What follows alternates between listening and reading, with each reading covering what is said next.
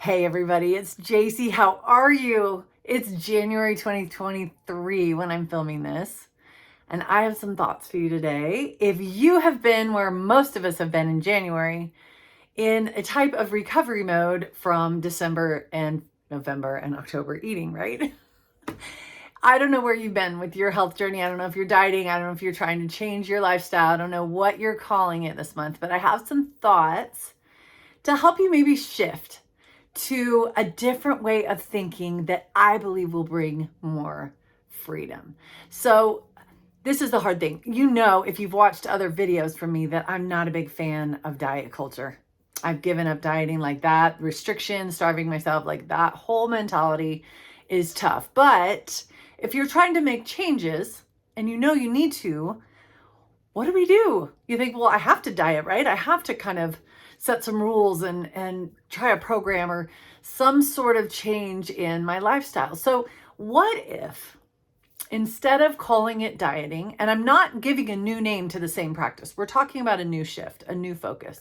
What if instead of falling into that space of rules and regulations and trying to manage it and trying to hold on tight to this new thing that I need to do, and we're focused on all that we have to give up and all the willpower, what if instead we shifted to a mindset of fasting? I know many people are doing the 40-day sugar fast on Facebook. It goes along with the book that I always recommend. That's happening this month too. I'm following along as people fast from sugar. It doesn't just have to be in January though. What if as we move from the old patterns of dieting, we look instead to a fast? And you think, well, a fast is kind of hard language because it means it's a temporary thing, right? If I fast, I'm just doing it for a while because it's hard to fast, and then I'll do a quick social media fast, or but it doesn't mean I'm doing it forever. But the type of fasting I'm thinking about is a shift in our attention away from something we've been obsessed with or addicted to on this channel. A lot of times it's food. It doesn't have to be. You can apply this to something else. But it's shifting to a place where you are giving up something that has become a problem in your life, but you're fasting from it. We're not dieting, we're fasting from that in an effort to turn our minds and hearts to the Lord instead. I've been reading a wonderful book called 40 Days of Decrease by Alicia Britt Chole, and I'll put the link below. The reason I picked this book up, I think it was meant to be, I found it in a bookstore. You know, when you do that, walked in a used bookstore and I was browsing and I was like, whoa, wait, felt led to grab several books, which all have been game changing for me. I love how the Lord does that. But this book is she's walking through, the title is A Different Kind of Hunger, A Different Kind of Fast. And I thought, ooh, that's what I want for my focus in January, is more toward fasting. And right in the beginning, you guys, she said something that was just like spot on that I want to share with you. She says, faith in general is less about the sacrifice of stuff and more about the surrender of our souls. It's less about well-mannered denials and more about, listen to this, thinning our lives in order to thicken our communion with God. Thinning our lives in order to thicken our communion with God. And then she says, this is what became my mantra for this month. Resist calculating how often you keep your commitment and invest your energy instead in seeking his presence. Resist making it about how well am I keeping the rules. Those glare so bad when I'm in the light. Hasn't that been our old diet culture? We just are hyper focused on the new program and the rules and the new things we set for ourselves, or a program that we're doing. What are the rules? And we have to work so hard at keeping those rules and managing our lives to work around not blowing it. And we're assessing every day, how well did I keep the rules? How well did I eat? How well did I go within my calorie count? And she actually says, as you're moving into this phase of more making it a fast, resist calculating how often you keep your commitment and take all that energy instead and focus on how am I focused on him, on his presence, on his nearness, on the Lord being with me, on hearing his voice. I have a coaching client right now who is doing this in a way that is just bringing me so much joy to watch. And it was her idea. It didn't even come from me. And she just said, I want January instead of I've done diets every year for decades.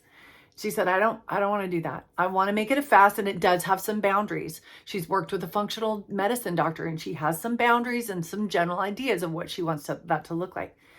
But she said, I don't want it to be about all these rules. She said, I want my focus to instead be him.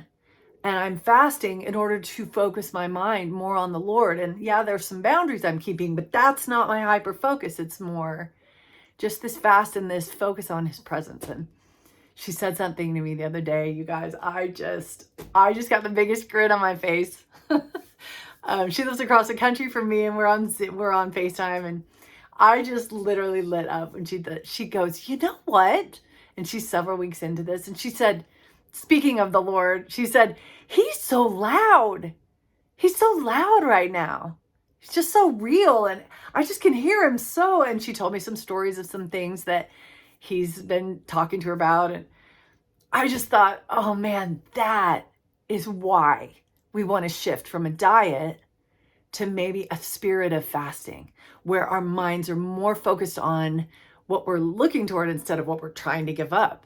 Because when we're dieting, yes, we may be trying to make good changes that our body needs and give up sugar or processed food or however you're doing it and whatever you feel led to do. But sometimes we're hyper focused on I keep using that word. It's a good word, right? We're so driven to just be obsessed about the rules and how well we're keeping our commitment, like she said in the book, right? That is the focus of how well we're keeping it, how well we're doing. We're thinking about that. But again, then how does the Lord get his say when our attention is still on the food? Even though we're trying to move away from something we obsess about, our mind's still obsessing about it and how to manage it. And I'm not saying it doesn't need to, but it doesn't need attention. Let me finish my sentence. I'm not saying we don't need to, I'm not saying throw out all programs, throw out all rules. And absolutely, like my sweet coaching client had some boundaries she wanted to keep. But as we shift and just make our minds focus on the Lord and gaining his strength and his grace and his wisdom and his guidance, where he can be loud. Suddenly he can be loud, right? Like she said, he's so loud. And then our minds are open to receive that instead of just being overrun by how well we're doing on our diet. And that's all January is about. It's exhausting. I thought also about Isaiah 58 that talks about the fast. And I thought specifically about the verses of what the Lord says will be the outcome of fasting, of surrendering those things and not worrying even so much about the rules, but just fasting from those things so we can focus on him. He says, listen to this, Isaiah 58 verse 9. I mean, these are the rewards of a true fast. Then, and this is King James, Isaiah 58 verse 9, then shalt thou call and the Lord shall answer. Thou shalt cry and he shall say, here I am. He's so loud. It will open up a conduit where he will be able to just be loud in our lives and be right there, helping us see and wake up and become new through him. Then he continues, the Lord shall guide thee continually, and satisfy thy soul in drought, and make fat thy bones. Strengthen thy bones, right? And thou shalt be like a watered garden, like a spring of water, whose waters fail not. Maybe the reason we'll be able to be a watered garden is because we've opened up that dialogue and opened up space for him to speak into our lives. I think it goes well with the practice of abiding in him that I talk about so much on this channel and in my Satisfied class about. It's from John 15 where he says, abide in me and I in you. And that's the key, is moving away from a diet mindset or a hyper focus. I'm going to use it again. I like that word today. I like it. An obsession, whatever it needs. Because sometimes when we've dieted, we almost feel like we need to be obsessed with the diet in order to do it well, right?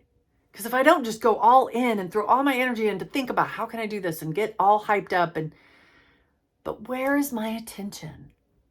Where is my attention? With a fast, I can do as she said in the book.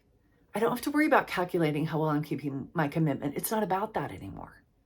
It's about shifting away from all of it, giving my heart to the Lord, and then letting Him help me navigate those food boundaries that I need to, and those changes that I need to make. My client is doing that. And it's been so fun to watch. It's just settling in where you can feel this peace. And she says, in years past, every year, she said, I can show you my journal. I begged the Lord for help with my diet. I begged Him year after year. It's not like I didn't ask. But this time she's just kind of surrendered that. And it's not making it about a diet or about, really tight rules and focusing on how well she's doing. She's just making it about fasting from that so she can be led by Him. And man, like she said, he's getting loud in her life. Isn't that our goal? So that's my encouragement for today. Maybe a shift from dieting, programming, mental attention just to food all the time, and what we're doing with it and how we're going to, overcome this, to just taking a deep breath and turning our eyes and making our continual focus on the one who says, if you'll fast like that, Isaiah 58, you'll call and I'll say, I'm right here. I'll be loud in your life. Hope that helps. Have a wonderful week.